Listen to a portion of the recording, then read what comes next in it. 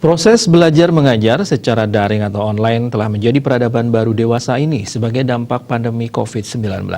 Pembelajaran daring atau online harus didesain secara interaktif dengan komunikasi dua arah agar peserta didik benar-benar memahami materi yang dipelajari. Proses belajar mengajar secara daring atau online merupakan sesuatu proses pembelajaran baru dan tiba-tiba diterapkan sebagai dampak pandemi COVID-19. Kondisi tersebut membuat beberapa kalangan tidak siap karena ketidaksiapan mental karena kebiasaan belajar secara konvensional tatap muka maupun keterbatasan infrastruktur. Hal tersebut juga menimbulkan sejumlah permasalahan dan ditakutkan bisa menurunkan kualitas pendidikan.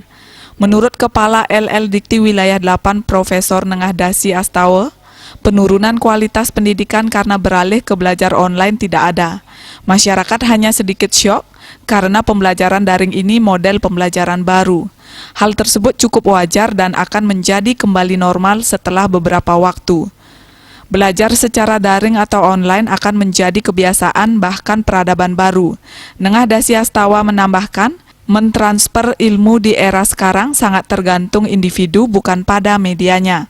Meskipun kuliah tatap muka, jika siswanya tidak fokus, output yang dihasilkan tidak maksimal. Media pembelajaran tidak bisa diperdebatkan karena mempengaruhi kualitas pendidikan, terlebih dalam situasi pandemi COVID-19 sekarang ini.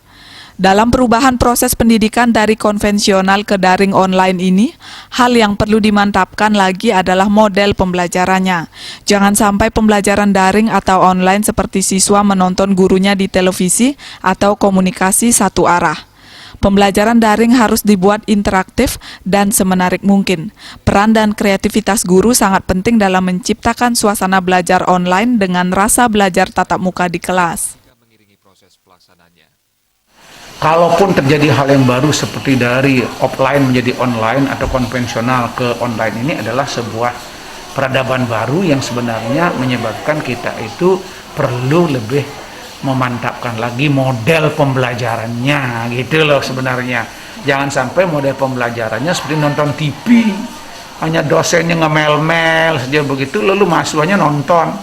Ya harus dibuat desain pembelajaran yang benar-benar two-way communication dan itu adalah terukur melalui proses dan prosedur yang benar sehingga CP-nya, capaian pembelajarannya jelas. Jadi intinya adalah input, proses, output, dan outcome-nya jelas. Terima kasih.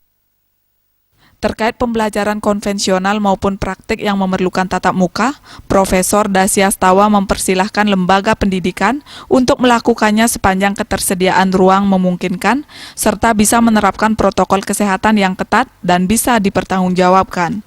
Tetap ingat pesan Ibu, mari menjadi agen ubah laku, dengan melakukan 3M yakni wajib pakai masker, wajib cuci tangan dengan sabun dan air mengalir, dan wajib jaga jarak. Harapannya, Indonesia segera terbebas dari virus corona menuju Indonesia maju. Riasa, Bali TV.